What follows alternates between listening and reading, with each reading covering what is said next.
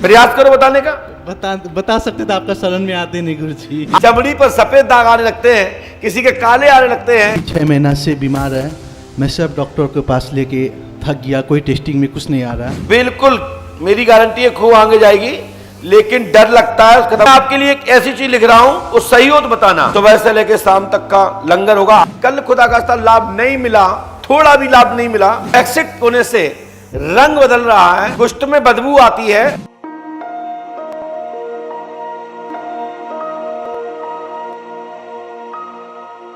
जी बोलिए, क्या पूछना चाहते हैं?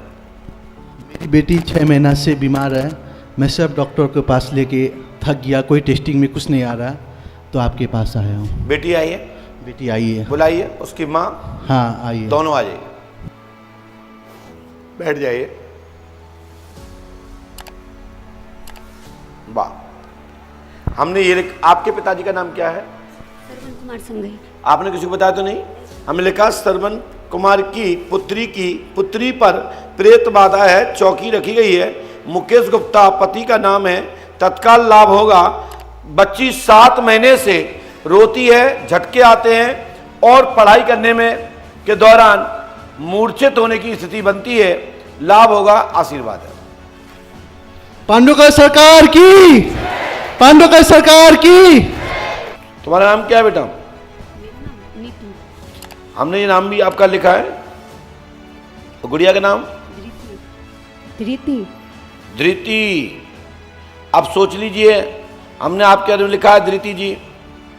अब ये मूर्छित नहीं होगी अब से, ठीक है ना? भूत बाधा नहीं रहेगी, तत्काल लाभ इसी क्षण। इसको बंगाल में पढ़ा रहे हैं, तो पढ़ा सकते हैं क्या मामा का? बिल्कुल बिल्कुल, कहीं भी पढ़ाइए, हॉस्टल में। बिल्कुल मेरी गारंटी है खूब आगे जाएगी, लेकिन डर लगता है, खत्म हो जाएगा। ओम क्लीम जो मंत्र लिखा है, ये पढ़ के नहीं बताया जाएगा, धोखे से निकल गया। ये मंत्र 3 रामायण, 3 दिन का हवन, 3 नारे बंधन, ये आपको करना है। साथ ही आपको 1 दिन का भंडारा करना है पंडोकर धाम में। सुबह से लेकर शाम तक का लंगर होगा आपकी तरफ से। आपकी बेटी आज से ही ठीक। गुरुजी, इसके सफेद दाग ठीक होंगे? सफेद दाग ठीक होने के लिए मैं प्रयास करूंगा, लेकिन पूर्णता ठीक नहीं होगी। मैं झूठ इसलिए नहीं बोलूंगा, कल खुदा का लाभ नहीं मिला, थोड़ा भी लाभ नहीं मिला, हमारे गुरुजी का नाम खराब हो जाएगा। लेकिन हां, प्रयास करूंगा 99% ये दाग ठीक हो जाएंगे।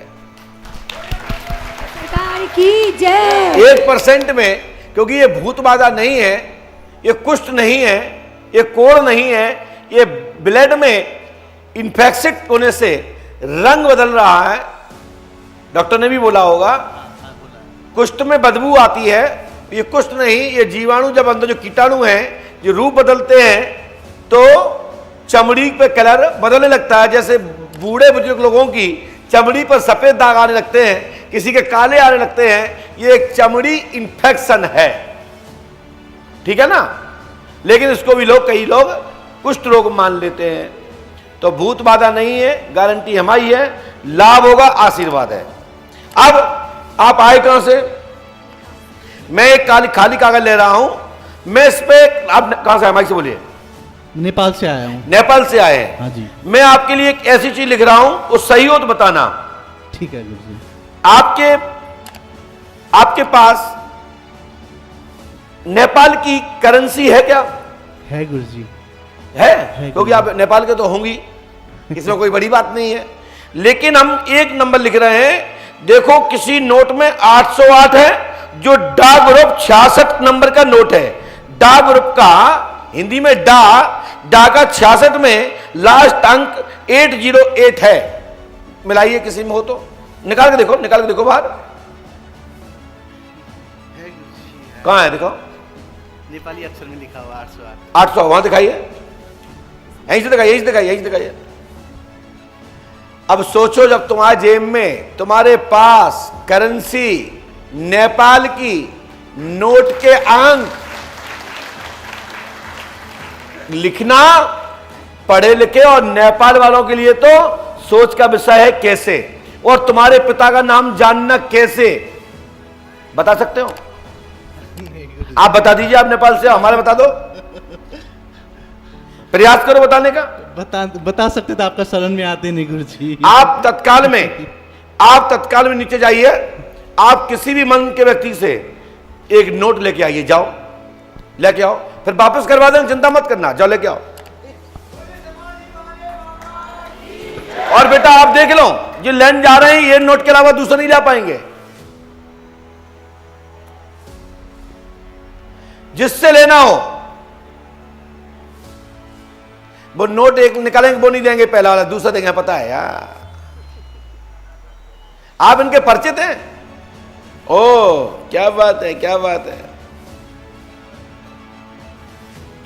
बैठ जाइए और मिला लीजिए कि ये लिखा है, खोलो उसको। 500 का दिया है, बड़े समझदार आदमी है। लेकिन देखो जहां में लास्ट में 700 होगा, लास्ट में 700 होगा, 500 का नोट होगा और आपका ब्लड ग्रुप AB+ होगा। जय जय श्री राम, बोलो जय श्री राम, बोलो है कि नहीं? समझ में आया? और आपका ब्लड ग्रुप AB+ है। माइक से बोलो हाँ या ना। AB+ है मेरा ब्लड ग्रुप, AB+। ये पढ़े लोगों के लिए है, अनपढ़ लोगों के लिए कदापि नहीं है, क्योंकि अनपढ़ लोग तो पहले से ही भगवान के हैं, जो कहते जो हो रहा है तो भगवान कर रहे हैं। लेकिन जो पढ़े लोग, कुछ लोग कहते हैं ये सब बेवकूफ है, तो हम कहते हैं तो बेवकूफ तो मुझे तो बना के दिखा दो। बताओ, वो भैया दाढ़ी वाले तो निकाल रहे थे, उनसे क्यों नहीं लिया आपने? आपने इनसे क्यों लिया? यही तो बात है, आप लोगे भी उन्हीं से, दोगे भी उन्हीं को जिसको मैं चाहता हूं, और हमारी पहले से सेटिंग हो, उसी से तो ले पाओगे। और लोगे कैसे? ये तो वो बताएंगे। हमने कहा था उनसे परसों कि एक 500 के नोट की कहेंगे तो तुम दे देना किसी को, कहा था भैया। खड़े होके बोलो, खड़े होके बोलो, खड़े होके बोलो।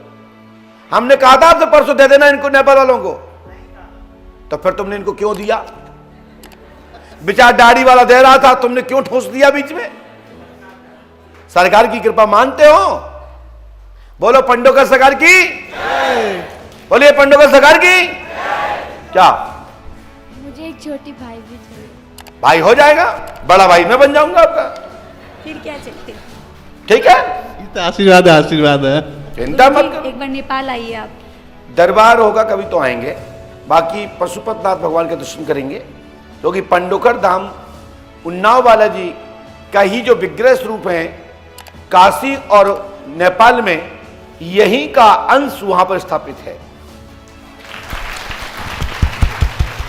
उन्नाव बालाजी का और पंडोकर धाम का, काशी में और नेपाल में पशुपतनाथ जी का, ऐसा जन स्रोती के आधार पर मैं बोल रहा हूं। बोलिए पंडोकर सरकार की जय। क्योंकि जब मुगल काल चल रहा था, यहां मूर्तियां खंडित की जा रही थी, उसी दौरान पुजारियों ने संपर्क साध करके तीर्थों में स्थापित करवा दिया था। कोई लोग छोड़ के आ गए थे कि जिससे कि ये मूर्तियां सुरक्षित रहें, खंडित ना हो।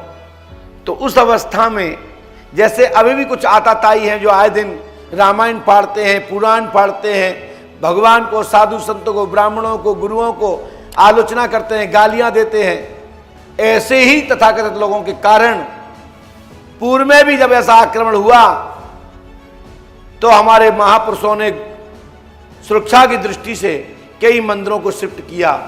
जैसे कि अयोध्या में भी रामलला सरकार सरजू जी में डुबा दिए थे, विसर्जन कर दिया था, स्थान दे दिया था। जो हमारी कुंवर गणेशी बाई को ओरछा में, उनके साथ वही मूर्तियां ओरछा में आ गई, जब से अयोध्या मिनी अयोध्या ओरछा धाम हो गया। इसलिए मिनी अयोध्या बोली जाती है बुंदेलखंड में ओरछा। और पंडोकर धाम भी उसी श्रेणी में आ रहा है, क्योंकि ये राजा मृत की तपस्या स्थली है, राम जी के पूर्वजों की तपस्या स्थली है, यज्ञ की तपोभूमि है। और पांडवों के द्वापर में अज्ञातवास में यहाँ 5 दिन के समय बिताया था, इसलिए पांडोथल पंडोखर नाम से अभ्रंश होते हुए पंडोखर बना, और पंडोखर से आज पंडोखर सकल और धाम के नाम से हम सब लोग जानते हैं। जय श्री राम। ठीक है भैया।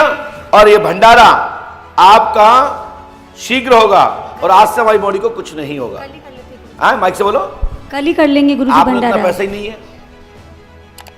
है ही नहीं है। एटीएम चलाते हो? चलाते हैं तो एटीएम चला लो 44 38 32 00 00 0 12 308 से निकाल लो पैसा।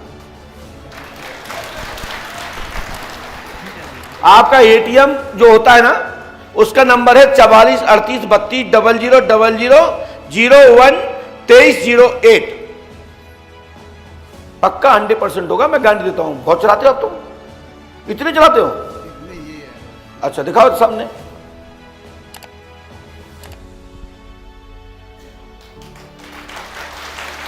अब पढ़े लिखे लोग तो मानेंगे कि जबरदस्ती मानेंगे? बोलो मानो। ये क्या माइक से बोलो, क्या बोला? कुछ ऐसा शब्द बोला है, बड़ा खतरनाक बोला। जरूर मानेंगे, जख मार के मानना ही पड़ेगा, मानना ही पड़ेगा। ऐसा शब्द नहीं बोलना चाहिए। गुरु दरबार में बैठे हैं, लेकिन पंडितों से कृपा करेंगे, आशीर्वाद।